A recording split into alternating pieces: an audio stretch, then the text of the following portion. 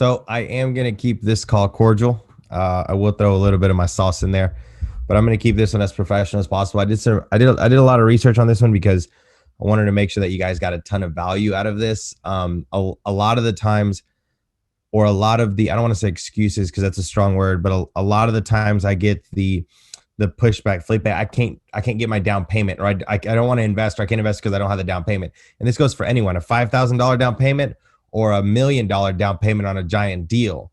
So the things that I'm going to teach are going to apply to how to get funding for a down payment without using any of your own money, or very, very little. And this is interesting because a lot of people, it's hard to get that first one or even that 10th one. It's still hard when you don't have the capital. But I'm going to show you a couple of ways that you can. I actually wrote them down because I wanted to be as prepared as I could. So I'm going to read it off, then I'm going to explain it. The reason I did that was so that Diego's not cussing me out like, hey, don't say that, don't say that. So I'm going to start with the first one. If you guys want to start taking notes, these are 10 ways to get funding for a down payment. If you can't find one of these 10 ways, then I can't believe that you're actually trying. So I'm going to start at the top, and then we're going to go down from there. So the very first one, and we're going to go from like easier to harder, very, very simple, is the age-old retirement account, the 401k. Either your 401k, you know someone that's got a 401k, I don't care. Find a way to tap into a 401k, and I'm going to read it straight off the government's, or I'm sorry, I'll send the link at the end, but this is exactly the rules in regards to 401k. So I'm going to read it off, okay? Remember, this is the 10 ways to get funding for any deal, big, small, doesn't matter. All right. The rules to the 401k when borrowing. You can borrow up to 50% of a 401k balance with a maximum loan amount of 50 grand. Administrators allow loans. That is not all though. Typically, 401k loans must be repaid within 5 years. So I'm going to stop right there because that's telling you that you can borrow off of your 401k, someone else's 401k for 5 years before you got to pay it back. Guess what I'm going to do before 5 years? Yep, I'm going to refinance that property to pay it off if that is my absolute last and final way to do it. So I'm going to keep reading. While your 401k, whoever has it, will almost certainly charge you borrowing fees like interest and things like that. That's normal. What's really cool about it is people don't understand that the interest that you're being charged on your 401k to use it actually goes back into your own 401k. So you're being charged interest, but it's going back to you anyways. Does that make sense? So a lot of people are like, oh, I don't want to take out of my 401k because it's going to be interest. No, it's interest to yourself. It's just like a repayment method to yourself. So it's not like you're paying someone else interest. Second, you're pulling money out that you've already worked hard for, so you can reuse that money kind of like a line of credit. So your 401k is accessible to you at an interest that you pay back that goes back into your 401k, and you have 5 years to pay it back, up to 50 grand per time. Does that make sense? You pay it back, you can reuse it. This is one that Diego's going to probably kill me about, but credit cards. This is a really, really important way, and listen to it carefully. I'm going to read it straight off the way that I researched it, and then I'm going to kind of break it down a little bit untraditional. Buying real estate with credit cards is not as crazy as people may think. Credit cards tend to charge ginormous interest rates. This makes them very, very short term when it comes to buying properties. Now, so you have to understand the way these things work. One, if you're going to use a credit card to use the down payment, you got to be careful because the lender is going to check your DTI. But the way credit cards work is most credit cards work on a 30-day term where they show that you have the debt. I hope this helps though, guys, because I want you guys not to get stuck with, I can't find the down payment. I'm giving you 10 ways to do this. Okay. So help me out here. All right. So believe it or not, I'm almost going to bet 100% Diego doesn't even know about this one. Did you guys know that you can crowdfund your down payment?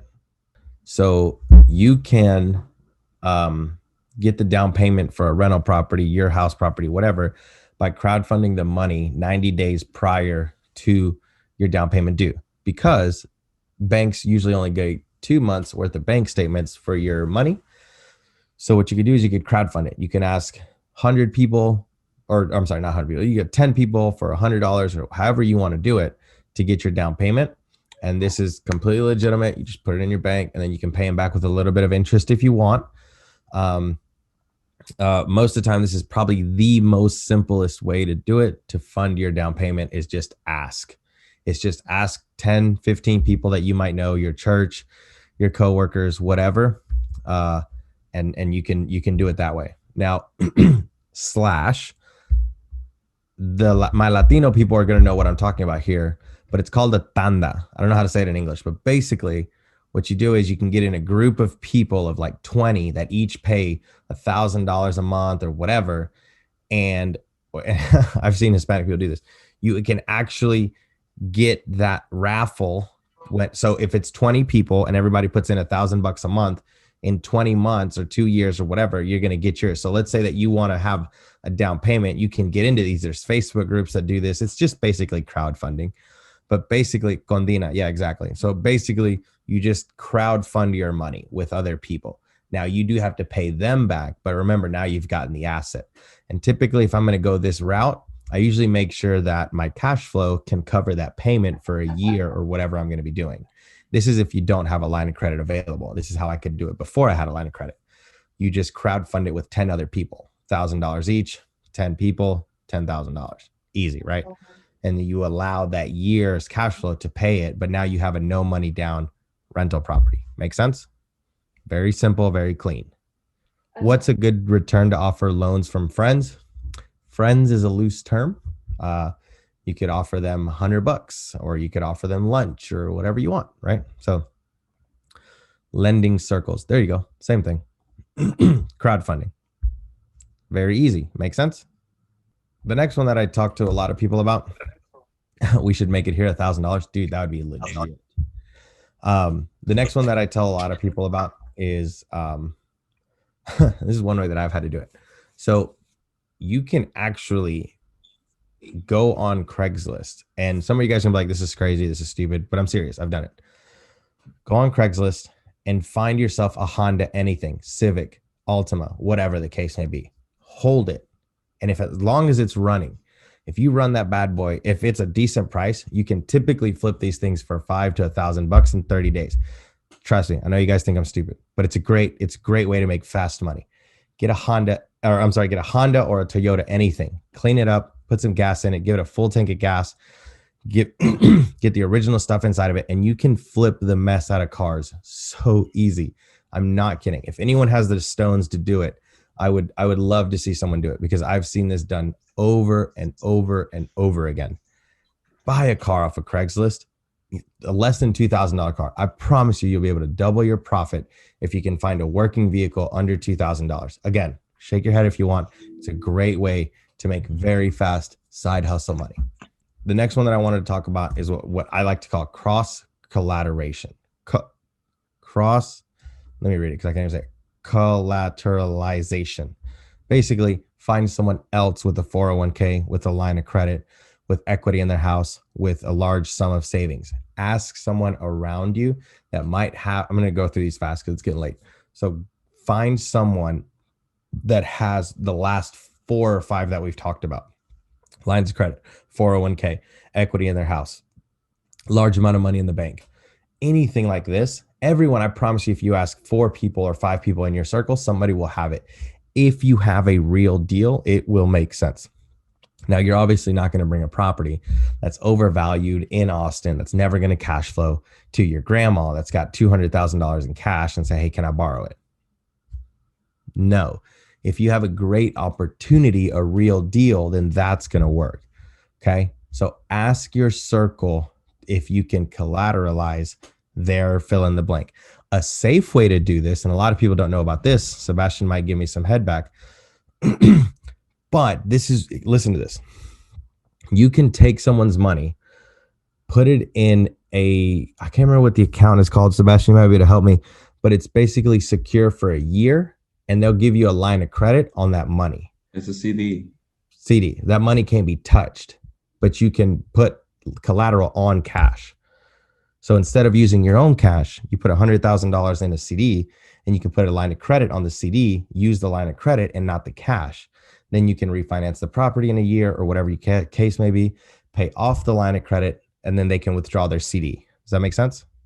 So like your grandma, if she's got money for you or someone's got money for you and they don't want to give it to you, but they say, hey, well, what if we put it in the bank together and we get a line of credit on that CD, use that as the down payment, refinance the property after a year or line of credit or whatever, or flip a property or go work a job, then pay off the line of credit. And now you didn't use your own money to fund the down payment on a rental. Make sense? Life insurance. The first thing you need to know about borrowing against your life insurance policy is that the only available for your whole life policy holders. This is policies that are good for the rest of your life. Term life insurance policies, which are only valid for certain periods of time, cannot be borrowed against. So it has to be a whole life insurance. It's just like borrowing from your 401k. All the same rules apply except a life insurance. So if you have a life insurance, if not, get one because you can borrow from it for free because your interest goes back into your life insurance payment, tax deductible, not a tax hit. So it's got great tax incentives. Does that make sense? Life insurance. You can borrow against your life insurance because what life insurance is going to do is they're going to put their name on the lien of the property and then you're able to pay off your life insurance, getting them off of it. Do you guys know how life insurances pay out? They have real estate. Life insurance companies are in bed with property management companies or hedge funds. Is that what they're called, Diego? That buy like massive properties? Life insurance companies own hedge funds in S corps to LLCs to individually owned LLCs to small business partnerships. So when someone dies, they sell off 2 houses. Bet you didn't know that. The next one is private lending. I don't think I have to go into detail about that too much, but basically friends and family ask them for the money. Super boring, but I knew I had to say it because somebody would have said, why didn't you say that, Felipe? And then the other one is bringing in equity partners. This is the last of the last of the last of the last way to do it. Bringing in your own equity partners. So bring in somebody with money, give them a certain amount percentage of the deal, offer them a buyout after 1, 3, or 5 years. You can structure it however you want, but that's the last strategy. Having an equity partner, but you're giving up some sauce in the property. So, finally got through those.